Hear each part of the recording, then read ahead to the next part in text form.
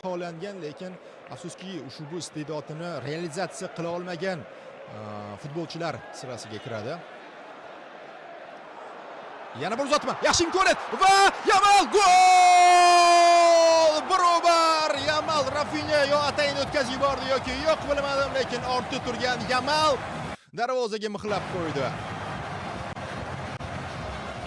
Xotirjam tarzda gol nishonlashyapti, chunki hisob tenglashdi. Hisobda oldinga chiqqani yo'q Barsa. Shuning uchun hozir nishonlashning o'rni emas.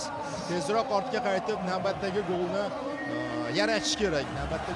Navbatdagi golga harakatni boshlash kerak. Rafinha esa xursand, chunki Rafinha o'ziga yaqinligini maydonga qaytdi. Maydonga qaytganidan xursand birinchi navbatda va Rafinhadan assist bu. Aytgancha, Rafinhadan assist. Aytgancha men Rafinha emas, Olmo o'tkazib yubordi to'pni. Rafinha dedim shekilli. Xullas Rafinha bo'lib ketdi hammasi, chunki bugun u asosiy qahramonlardan biri. Chunki